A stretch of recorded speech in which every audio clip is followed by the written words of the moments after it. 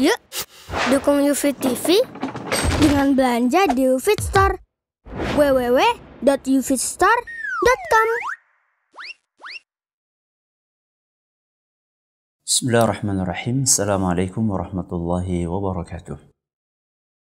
Alhamdulillahi rabbil alamin wa bihi nasta'inu ala umuri dunya waddin. Wa sallallahu ala nabiyyina Muhammadin wa ala alihi wa sahbihi ajma'in. Amma ba'd. Kita panjatkan puja dan puji syukur kehadirat Allah tabaraka wa taala.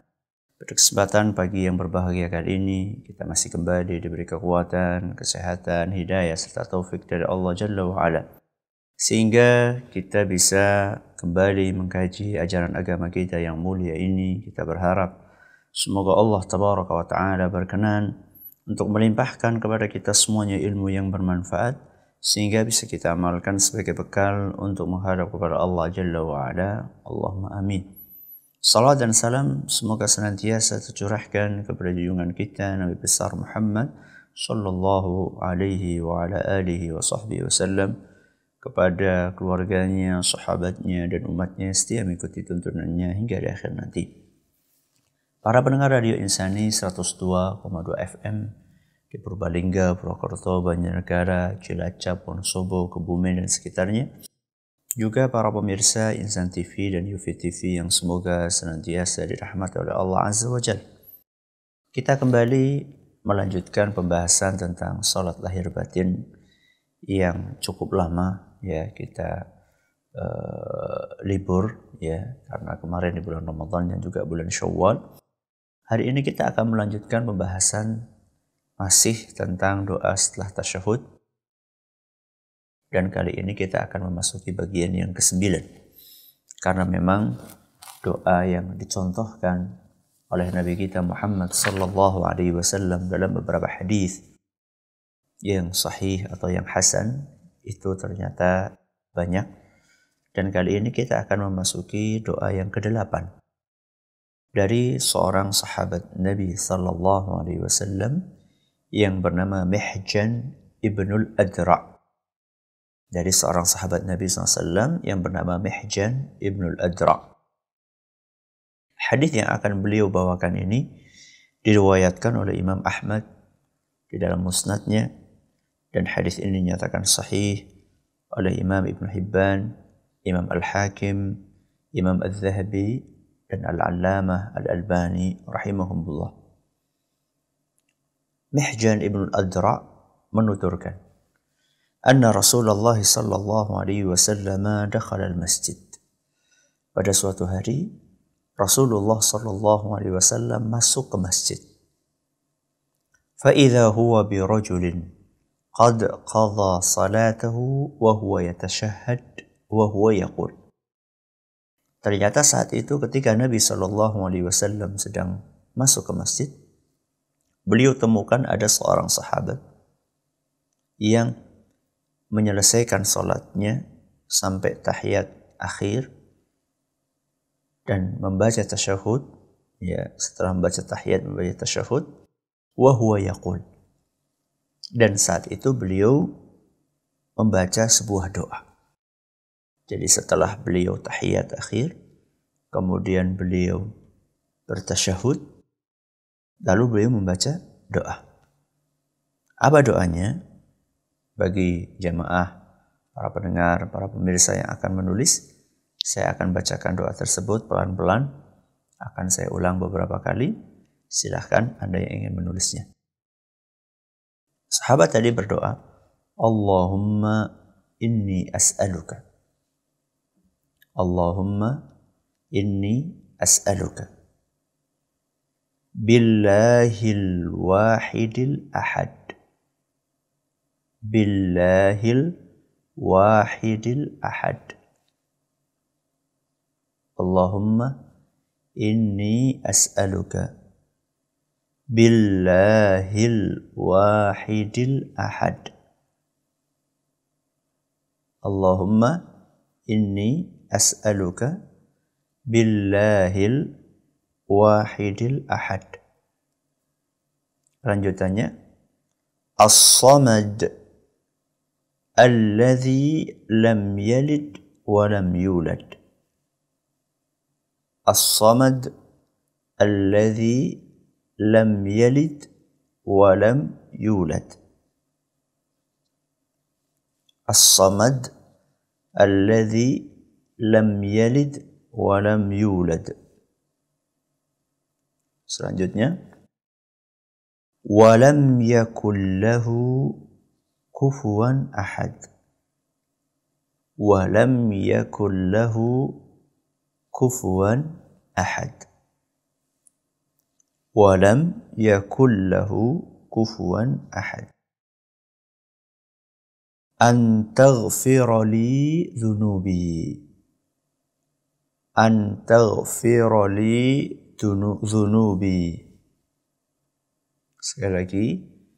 An taghfira li dhunubi. Innaka antal ghafurur rahim. Innaka antal ghafurur rahim.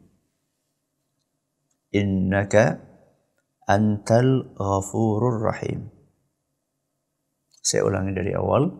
Silahkan bagi yang sudah mulai menulis, Anda bisa mengecek ulang tulisan Anda. Allahumma inni as'aluka billahil wahidil ahad. Billahil wahidil ahad. As-samad alladhi lam yalid wa lam yulad. As-samad alladhi lam yalid wa lam yulad. Wa lam yakul lahu kufuwan ahad. Wa lam yakul lahu kufuwan ahad. An taghfira li dhunubi. An taghfira li dhunubi. Innaka antal ghafurur rahim. Innaka antal ghafurur rahim. Sekarang saya akan bacakan terjemahannya. Allahumma inni as'aluka. Ya Allah, sesungguhnya aku memohon kepadamu. Sesungguhnya aku memohon kepadamu. Billahil wahidil ahad.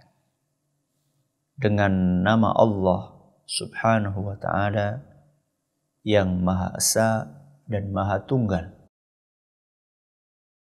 As-samad, yang dibutuhkan oleh seluruh makhluknya. Alladzi lam yalid wa lam yulad, yang tidak pernah beranak atau diperanakkan. Tidak pernah lahir atau dilahirkan.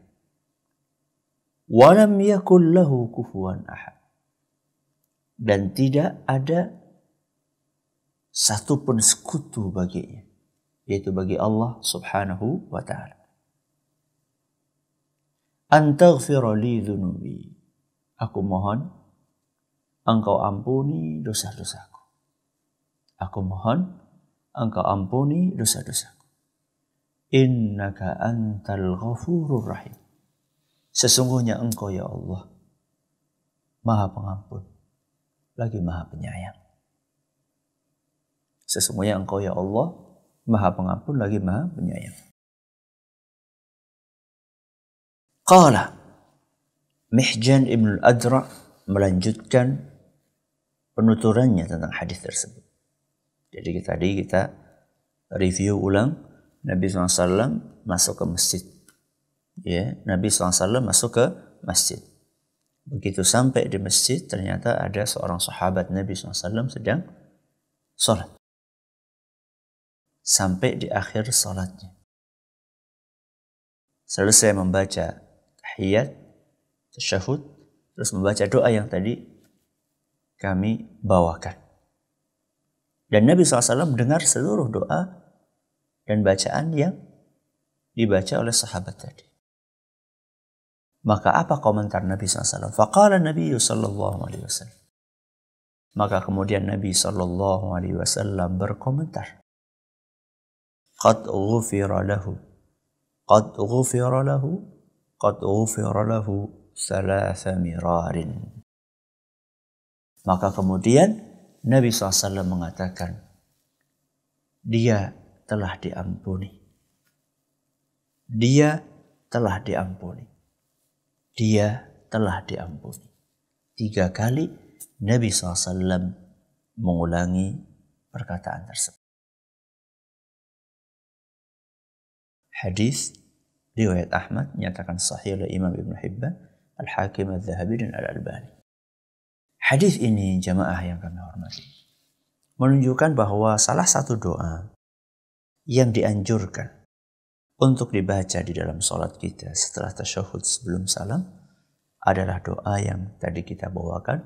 Allahumma inni as'aluka billahil wahidil ahad as-samadil ladzi lam yalid wa lam yulad wa lam yakul lahu kufuwan ahad an taghfira li dhunubi innaka antal ghafurur rahim. Doa ini adalah merupakan doa yang sangat agung. Bagaimana tidak? Nabi SAW di akhir hadis ini menjelaskan bahwa orang tersebut yang membaca doa tadi diampuni dosanya. Dan Nabi SAW ulangi ungkapan itu 3 kali. Dan pengulangan itu tentu ada maksudnya. Ya, pengulangan tersebut sampai 3 kali diulang-ulang tentu ada maksudnya. Dan di antara maksudnya adalah Nabi SAW ingin menjelaskan bahwa orang itu benar-benar diampuni. Orang tersebut benar-benar diampuni dosanya. Ya, jadi bukan sesuatu yang tidak perlu diragukan lagi. Tidak perlu dilakukan lagi bahwa orang ini diampuni. Makanya Nabi SAW ulangi 3 kali. Padahal kalaupun Nabi SAW hanya berkata 1 kali saja, itu kita sudah percaya. Karena Nabi SAW tidak mungkin berbohong. Apalagi oleh Nabi SAW diulangi sampai 3 kali. Ya. Ini menunjukkan memang betul-betul orang tadi diampuni sama Allah Subhanahu wa Ta'ala. Dan ini tentunya doa ini sangat kita butuhkan. Ya. Karena kita merasa dosa yang kita kerjakan itu terlampau banyak. Dan kita sangat membutuhkan ampunan tersebut. Maka tentunya kita membutuhkan sekali doa ini untuk kita baca di dalam tasyahud kita. Dan di dalam doa ini kita diajari untuk beretika di dalam berdoa. Kita diajari untuk beradab kepada Allah Subhanahu wa Ta'ala dalam berdoa. Apakah adab yang dijelaskan di dalam doa tadi? Yaitu mengawali doa kita dengan pujian kepada Allah Subhanahu wa Ta'ala. Mengawali doa kita dengan pujian kepada Allah. Antara lain pujian itu adalah dengan menyebutkan Asmaul Husna, nama-nama Allah Azza wa Jalla. Nama-nama Allah Azza wa Jalla. Dan ini yang biasa diistilahkan dengan tawassul, menggunakan Asmaul Husna. At-tawassul bil Asma'il Husna. Bertawassul kepada Allah dalam berdoa menggunakan Asmaul Husna.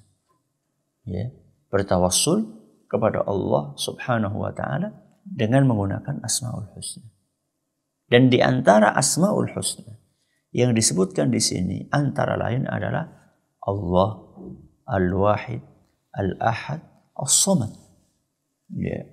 Jadi di sini disebutkan beberapa nama. Disebutkan Allah, ya, yang artinya adalah zat yang berhak untuk disembah.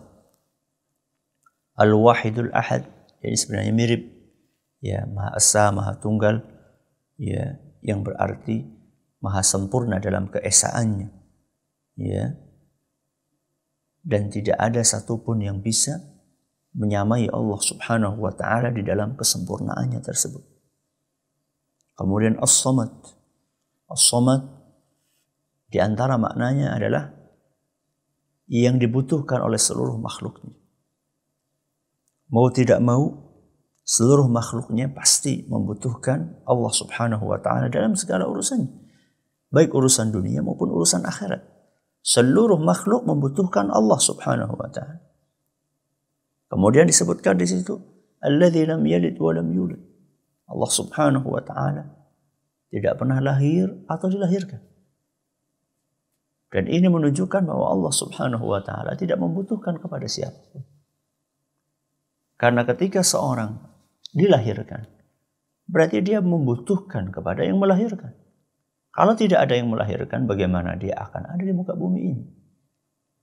Jadi ketika seorang itu dilahirkan, berarti dia membutuhkan kepada yang melahirkan. Termasuk juga yang melahirkan membutuhkan kepada apa yang dia lahirkan. Atau dengan kata lain, anak membutuhkan orang tua membutuhkan anak. Mungkin Anda tidak terlalu aneh dengan kata-kata anak membutuhkan orang tua. Karena memang kalau nggak ada orang tua, bagaimana ada anak? Iya. Anak itu muncul di dunia ini dari mana kalau tidak ada orang tuanya? Nah, kecuali mukjizat yang dimiliki oleh Adam alaihissalam, oleh Nabi Isa alaihissalam. Ya. Kemudian juga oleh orang-orang yang memang istimewa, ya, Maryam, ya, yang mereka ada di muka bumi ini. Ya, keberadaan atau prosesnya tidak seperti keumuman orang. Kalau keumuman orang, selain orang-orang istimewa tadi, mereka akan lahir, ya, sebagian tanpa orang tua atau tanpa bapak, ya, sebagaimana yang dialami oleh beberapa nabi alaihi wassalatu wassalam. Akan tetapi rata-rata dari kita, anak pasti membutuhkan orang tuanya. Anak membutuhkan orang tuanya. Ya. Nah sekarang yang jadi pertanyaan, apakah orang tua membutuhkan anaknya? Sangat membutuhkan. Sebagaimana anak membutuhkan orang tua juga membutuhkan anak. Membutuhkan untuk apa, Ustaz?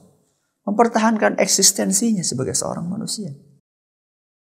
Kalau misalnya manusia itu tidak melahirkan anak, maka akan habis generasi mereka. Akan punah.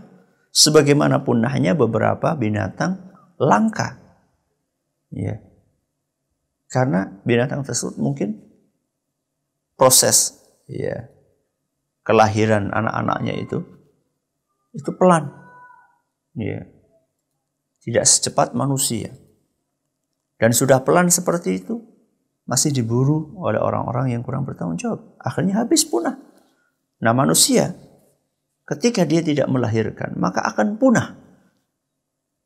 Sehingga mau tidak mau, orang tua itu membutuhkan kepada anaknya untuk menjaga eksistensinya. Ya. Nah sekarang Allah Subhanahu wa ta'ala lam yalid wa lam yulad. Allah Subhanahu wa ta'ala tidak dilahirkan dan juga tidak melahirkan. Karena Allah tidak butuh dengan anak, tidak butuh dengan bapak. Ya. Dan ini menunjukkan kesempurnaan Allah Subhanahu wa ta'ala. Alladzi lam yalid wa lam yulad. Kemudian disebutkan walam yakul lahu kufuwan ahad. Dan tidak ada sekutu satupun bagi Allah Subhanahu wa ta'ala. Tidak ada satupun sekutu bagi Allah Subhanahu wa ta'ala. Apapun sekutu tersebut. Entah sekutu itu dari benda mati apalagi, atau makhluk hidup yang masih hidup, atau mantan makhluk hidup, alias orang-orang yang sudah meninggal. Allah tidak butuh dengan sekutu-sekutu tersebut. Karena Allah maha sempurna di dalam keesaannya. Allah Subhanahu wa ta'ala maha tunggal di dalam sifat-sifatnya yang mulia. Kemudian, ya, setelah mengawali, ya, doa tersebut dengan Asmaul Husna, ya, Allah, kemudian Al-Wahid, Al-Ahad, As-Samad. Lalu kemudian baru seorang hamba mengungkapkan isi permintaannya. Jadi setelah memuji-muji Allah, baru kemudian berdoa meminta. Itulah yang saya katakan tadi, etika. Jadi kalau orang mau minta, jangan ujuk-ujuk minta. Ya. Begitu datang, masa tok-tok-tok, Assalamualaikum, Waalaikumsalam. Begitu buka pintu, mau pinjam duit. Itu nodong namanya. Itu nodong. Ketika kita punya keperluan, ya, ketika kita punya keperluan kepada kita akan mengajukan proposal misalnya kepada seorang yang memang dia terkenal untuk memenuhi atau mengabulkan isi proposal tersebut. Kalau orang mau mengajukan proposal, lihat mukaddimahnya, lihat pendahuluannya. Sangat jarang sekali orang mengajukan proposal, halaman pertama langsung kami butuh duit sekian. Tidak. Dia akan awali dengan prolog, dengan cuap-cuap dalam tanda kutip, ya, bercerita tentang urgensi proyek ini. Ya. Kemudian kenapa proposal ini layak untuk dikabulkan. Ya. Sekian banyak alasan. Itu semuanya sebenarnya adalah mukaddimah sebelum mau menyampaikan sesuatu. Nah, kalau kita sama manusia saja beradab, kalau kita sama manusia saja beretika, masa sama Allah Subhanahu wa Ta'ala nggak beretika? Itu namanya standar ganda. Dan Allah Subhanahu wa Ta'ala lebih berhak, ya, untuk kita sikapi dengan adab yang baik. Sama manusia saja yang serba terbatas apa yang dia berikan kepada kita, kita bisa beradab, masa sama Allah Subhanahu wa Ta'ala gak bisa beradab? Ya. Allah Azza wa Jalla yang telah memberikan kepada kita segala sesuatu. Apapun yang kita perlukan dikasihkan sama Allah Subhanahu wa Ta'ala. Bahkan sebelum kita meminta, Allah Subhanahu wa Ta'ala sudah berikan. Masa sama yang seperti ini, zat yang seperti ini kita tidak beradab? Ya. Setelah kita puji Allah Azza wa Jalla, kita awali doa kita dengan pujian kepada Allah Subhanahu wa Ta'ala, antara lain dengan menyebutkan Asmaul Husna, kemudian baru kita mengungkapkan isi permintaan kita. Antaghfirli dzunubi. Ya Allah, aku mohon kepadamu, ampunilah dosa-dosaku. Ampunilah dosa-dosaku. Permohonan ini, kenapa diawali dengan pujian-pujian? Ya. Kenapa kita tidak langsung, ya Allah ampuni aku? Kenapa kita awali dengan pujian-pujian kepada Allah Subhanahu wa Ta'ala yang cukup banyak? Tentunya karena kita ingin permintaan kita yang dikabulkan sama Allah Subhanahu wa Ta'ala. Dan permintaan yang kita mohonkan kepada Allah adalah permintaan yang serius. Jadi kita itu meminta sesuatu yang kita, kalau seandainya tidak dikabulkan, habis kita. Ya. Kita minta kepada Allah Subhanahu wa Ta'ala agar Allah berkenan untuk mengampuni dosa-dosa kita. Dan seandainya dosa-dosa ini Allah tidak berkenan untuk mengampuninya, tamat riwayat kita. Di dunia maupun di akhirat. Ya. Makanya permintaan atau permohonan ampun kepada Allah atas dosa-dosa yang kita kerjakan adalah sebuah permohonan yang serius.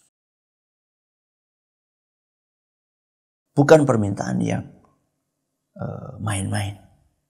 Ya. Karena kita tahu akibatnya. Seandainya permohonan itu tidak dikabulkan sama Allah Subhanahu wa Ta'ala. Seluruh kejadian yang tidak enak di dunia maupun di akhirat ini, salah satu sumbernya adalah dosa. Orang seret rizki karena dosa. Orang tidak tenang karena dosa. Orang sulit khusyuk dalam beribadah karena dosa. Orang ditimpa musibah karena dosa. Dan sekian banyak hal-hal negatif. Di dunia itu karena dosa. Apalagi di akhirat. Orang disiksa di neraka karena dosa. Orang diazab di alam kubur karena dosa. Makanya Imam Ibn Qayyim al-Jauziyah rahimahullah, di dalam beberapa kitabnya, beliau menjelaskan efek buruk, ya, dampak negatif dari dosa, sekian puluh daftar akibat buruk dari dosa. Nasallallahu alaihi. Semoga Allah menyelamatkan kita dari dosa dan efek-efek buruknya.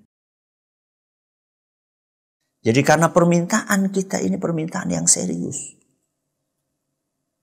maka kita pun awali permintaan kita itu dengan menyebutkan Asmaul Husna. Sebagai bentuk upaya kita, mudah-mudahan Allah berkenan untuk menerima dan mengabulkan permintaan kita. Kemudian setelah kita ungkapkan isi permintaan kita bahwa kita meminta kepada Allah agar Allah berkenan mengampuni dosa-dosa kita, masih kita tutup dengan menyebutkan lagi beberapa Asmaul Husna. Innaka antal ghafurur rahim. Sesungguhnya engkau ya Allah Al-Ghafur, yang maha memberikan ampunan, Ar-Rahim, yang maha penyayang.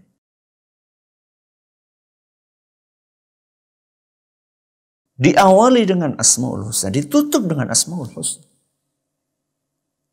Sekali lagi sebagai bentuk keseriusan kita di dalam memohon kepada Allah Subhanahu wa Ta'ala agar Allah Azza wa Jalla berkenan mengabulkan apa yang kita minta. Maka kita memohon kepada Allah diawali dengan pujian dan diakhiri pula dengan pujian. Openingnya dan closingnya dengan Asmaul Husna. Maka wajar seandainya kemudian Nabi SAW berkomentar, qad ghufira lahu, qad ghufira lahu, qad ghufira lahu. Nabi SAW berkomentar, orang ini sudah diampuni, sudah diampuni, sudah diampuni. Subhanallah. Maka mari kita berusaha untuk mempraktekkan doa ini di dalam salat-salat kita. Tentunya setelah membaca doa-doa yang lainnya yang dicontohkan oleh Nabi kita Muhammad sallallahu alaihi wa ala alihi wa sahbihi wasallam. Ini yang dapat kami sampaikan pada pagi yang berbahagia kali ini. Andaikan sudah ada pertanyaan yang masuk, mari kita dengarkan pertanyaan-pertanyaan tersebut. Wallahu a'lam. Ya, terima kasih Ustaz atas penyampaian materi di kesempatan pagi hari ini berkenaan dengan bacaan doa tasyahud akhir bagian yang ke-9 di kesempatan hari ini. Semoga keluarga Insani bisa menyimak dengan baik, dan semoga di kesempatan hari ini juga catatan Anda berkenan dengan doa yang tadi disampaikan sudah dicatat, dan semoga Allah Subhanahu wa taala memberikan pemahaman kepada kita semua untuk bisa mengamalkannya. Amin. Baik Ustaz, kita langsung saja bacakan dari pertanyaan yang sudah masuk di kesempatan hari ini dari hamba Allah yang tidak menyebutkan namanya. Pertanyaannya, Bismillah. Assalamualaikum Ustaz. Waalaikumsalam warahmatullahi wabarakatuh. Maaf Ustadz, pertanyaan sedikit di luar tema. Saya sedang mengerjakan sholat sunnah, lalu terdengar adzan, mengerjakan sholat sunnah ketika adzan terdengar. Apakah yang harus saya lakukan? Apakah saya harus membatalkan atau mohon nasihatnya Ustadz? Di situ sudah disebutkan sholat sunnah apa ya? Ketika orang sholat sunnah kemudian terdengar suara adzan, tidak harus dia membatalkan. Yang dibicarakan oleh para ulama adalah ketika mendengar suara qomat. Ketika mendengar suara qomat, ya, disebutkan dalam sebuah hadis, kalau misalnya sudah terdengar suara qomat, maka tidak ada lagi sholat sunnah. Tidak ada lagi sholat sunnah. Para ulama kita menjelaskan kenapa ketika terdengar suara qomat kemudian tidak ada lagi sholat sunnah, maksudnya adalah setelah ini Anda akan menghadapi sholat wajib. Sehingga harus ada yang lebih diprioritaskan. Harus ada yang lebih diprioritaskan, itu sholat wajib. Hanya saja sebagian ulama seperti Syekh Abdul Muhsin Al-Abbad hafizahullah ta'ala, beliau menjelaskan bahwa seandainya sholat sunnah tersebut bisa kita rampungkan dengan segera, karena kita sudah sampai rakaat terakhir, sudah sampai salam, bisa kita segerakan sehingga kita bisa menyelesaikan sholat tersebut, ya, sebelum muadzin bertakbiratul ihram, maka tidak apa-apa diselesaikan, karena memang maksud dari hadis tadi adalah bagaimana kita ya tidak ketinggalan salat fardu. Nah, selama masih bisa itu kita kejar, maka tidak mengapa diselesaikan salat sunnahnya. Maka tidak mengapa diselesaikan salat sunnah.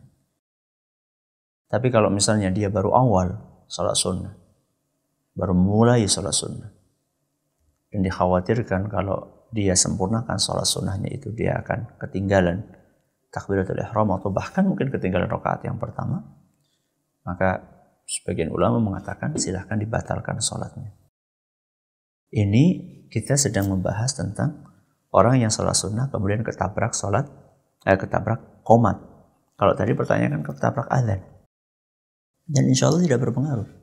Tidak berpengaruh walaupun tertabrak azan, silahkan diselesaikan salat sunnahnya. Allahu a'lam bishawab. Ya. Iya, terima kasih Ustaz atas nasihatnya. Dan kita rangkum Ustaz dari beberapa pertanyaan yang masuk. Ini akan bertanya berkenaan dengan diperbolehkannya Ustaz berdoa dengan bahasa Indonesia setelah doa tasyahud akhir ini dibacakan. Ini banyak sekali yang menanyakan seperti Ustaz, mohon diterangkan kembali bagaimana, apakah diperbolehkan atau bagaimana Ustaz. Ini mohon diterangkan kembali kepada pemirsa dan juga pendengar Radio Insani. Iya. Ini pertanyaan yang sering sekali terulang. Ya, pertanyaan yang sering sekali terulang mengenai sholat atau membaca doa dengan berbahasa daerah atau bahasa nasional, atau dengan kata lain berdoa tanpa bahasa Arab di dalam sholat, entah itu ketika sujud, entah itu setelah tasyahud. Kalau saya pribadi berpendapat untuk kehati-hatiannya dihindari menggunakan bahasa selain bahasa Arab di dalam sholat. Wallahu alam, itu yang kami pilih. Mungkin ada sebagian ustadz yang berbeda dengan pendapat ini, kami tetap menghormatinya. Ya, dalam rangka untuk kehati-hatian. Ya, kalau di luar sholat silahkan. Di luar sholat silahkan Anda memakai bahasa daerah pun tidak ada masalah. Bahasa Jawa, bahasa Sunda atau bahasa apapun.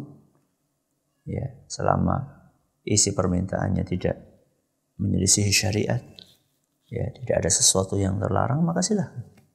Ya, tapi kalau di dalam sholat, kami anjurkan sebaiknya Anda menggunakan doa-doa yang berbahasa Arab, ya, redaksinya syukur-syukur ada dalam Al-Quran dan sunnah Nabi SAW. Insya Allah itu lebih aman.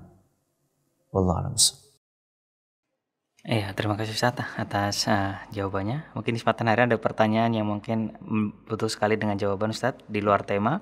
Bismillah, Assalamualaikum Ustaz. Waalaikumsalam. Dari saudara Fandi di Riau Mau yang bertanya, Ustaz, saya mau membeli kambing untuk akikah niatnya ya. Awalnya sehat tapi setelah diambil dalam perjalanan sakit dan masuk angin. Dan akhirnya belum waktunya kambing itu disembelih sebelum waktu akikah itu diadakan. Mohon bagaimana caranya Ustadz, apakah ini dibenarkan atau tidak, ini mohon nasihatnya Ustadz. Mungkin berkenaan dengan kita yang sudah meniatkan berkurban, kemudian kita membeli akikah. Ini akikah Ustadz. Ini mungkin ada kaitannya dengan berkurban juga Ustadz, karena ada orang yang sudah membeli binatang kurban, kemudian belum saatnya binatang itu mungkin sakit, akhirnya dengan pertimbangan akhirnya disembelih sebelum waktunya. Ini mohon nasihatnya berkenaan dengan tadi yang akikah dan juga binatang kurban, mohon nasihatnya Ustaz. Kalau yang akikah saya nggak tahu jawabannya. Ya, jadi menyembelih sebelum hari yang ke-7. Ya, menyembelih sebelum hari yang ke-7 dengan alasan kambingnya tadi mengkhawatirkan kondisinya. Saya tidak tahu. Tapi kalau kurban insya Allah bisa dipastikan bahwa kurbannya itu dianggap sebagai sembelihan biasa. Karena menyembelih kurban itu diawali dari tanggal 10. Ya, diawali dari tanggal 10 Dzulhijjah. Ya, sampai 11, 12, 13. Hari-hari tasyrik. Idul Adha, kemudian 3 hari tasyrik. Kalau disembelih sebelum itu, maka teranggap sebagai sembelihan biasa. Dan itu ada dalilnya dalam hadis riwayat Bukhari. Ketika ada seorang sahabat Nabi SAW yang menyembelih sebelum sholat. sebelum sholat Idul Adha. Anda bisa bayangkan, ya, sebelum sholat berarti kan jaraknya kan deket banget sebenarnya antara sebelum sholat sama sudah sholat. Mungkin hanya jarak 1 jam, berarti 1 jam sebelum waktunya. Itu saja Nabi SAW berkomentar apa? Syatuka syatu lahmin. Hewan yang kamu sembelih itu ya sembelihan biasa, alias tidak terhitung sebagai kurban. Itu padahal hanya sekitar 1 jam sebelum waktunya. Belum masuk waktunya 1 jam dia sembelih. Misalnya sekitar itulah. Ya. Apalagi orang yang 2 hari, 3 hari, setengah bulan, seminggu sebelum Idul Adha. Dia sembelih dengan alasan kambingnya sakit, takut mati duluan mungkin ya. Ya kita katakan itu sembelihan biasa. Tidak masuk dalam kategori kurban. Kalau yang akikah tadi, wallahu a'lam bishawab. Kami belum tahu jawabannya. Ya.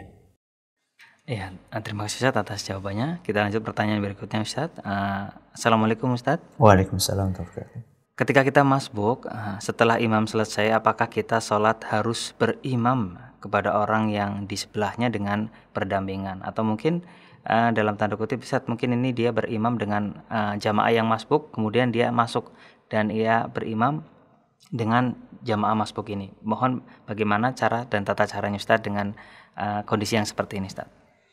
Pertanyaan yang tadi ditanyakan itu jelas. Jadi orang yang sama-sama masbuk, ya, setelah imamnya selesai, apakah perlu berjamaah lagi?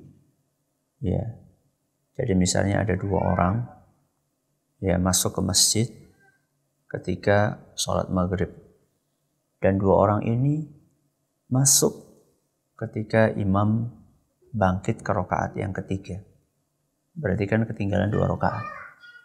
Ya, jadi makmum ini datang masuk ke masjid, 2 orang ya dalam keadaan imam sudah bangkit ke rakaat ketiga. Berarti tinggal 1 rakaat. Masbuk 2 rakaat. Sudah 2 orang ini udah ikut jamaah, sempat ikut jamaah 1 rakaat. Sempat ikut berjamaah 1 rakaat. Nah, selesai salam, 2 orang kan akan nambah lagi berdiri. Ya, akan nambah lagi berdiri. Ya, nambahi 2 rakaat. Nah, ketika dia sedang menambahi 2 rakaat yang ketinggalan tadi, apakah 2 orang ini perlu berjamaah? Itu yang tadi ditanyakan pertanyaannya. Wallahu a'lam bishawab, kami belum mengetahui dalil yang melandasi amalan tersebut. Yang kami ketahui adalah kalau masbuk lagi nambah kekurangannya, ya sholatnya sendiri-sendiri. Ya, sholatnya sendiri-sendiri. Bukan berjamaah. Karena satu posisinya sudah sholatnya sendiri-sendiri sedang merampungkan kekurangan. Adapun yang tadi ditambahkan oleh saudara penyiar, itu beda kasus. Ya, yaitu ada orang masbuk. Ada orang masbuk. Kemudian kayak tadi misalnya, kalau tadi 2 orang masuk bareng, ini 1 orang masuk. Sampai rakaat ketiga imam. Maka ketika imam salam, dia harus berdiri lagi untuk merampungkan 2 rakaat berikutnya. Ketika dia sedang merampungkan 2 rakaat berikutnya, datang orang lain. Itu kasus yang disampaikan oleh saudara penyiar, dan itu bukan yang ditanyakan oleh saudara penanya.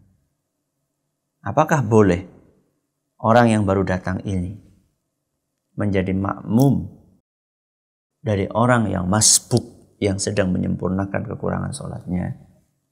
Ya. Padahal niatnya si masbuk tadi adalah niat sebagai makmum, bukan sebagai imam. Sedangkan orang ini yang tadi terlambat sekali datang, pengen menjadikan si masbuk ini menjadi imam. Padahal dia niat awalnya bukan jadi imam, tapi sebagai makmum. Apakah diperbolehkan juga yang seperti itu? Wallahu a'lam bishawab, sebagian ulama membolehkan. Sebagian ulama membolehkan. Jadi beda antara yang pertama dengan kasus yang kedua. Ya. Ya, terima kasih Ustaz atas nasihatnya. Mungkin pertanyaan terakhir Ustaz dari Palembang yang bertanya, Ustaz bagaimanakah doa untuk balita yang sudah meninggal ini? Mungkin orang tuanya ingin mendoakan balitanya, bagaimana cara mendoakannya? Mohon nasihatnya Ustaz. Wallahu a'lam bishawab. Ada beberapa doa yang yang disebutkan dalam beberapa riwayat, doa khusus untuk bayi. Seingat saya hadis itu dipermasalahkan keabsahannya oleh sebagian ulama. Ya, hadis tadi yang redaksi khusus, ya di situ ada kata-kata dzukhran, ya liwalidayhi, ya jadikanlah anak ini sebagai tabungan buat orang tuanya. Seingat saya hadis ini dipermasalahkan keabsahannya oleh sebagian ulama. Maka kalau demikian digunakan dengan doa yang umum, ya. Allahumma ighfir lahum warhamhum wa'afihim wa'fu anhum, ya. Allahumma ighfir lil mu'minina wal mu'minat wal muslimina wal muslimat, itu juga boleh, ya. Atau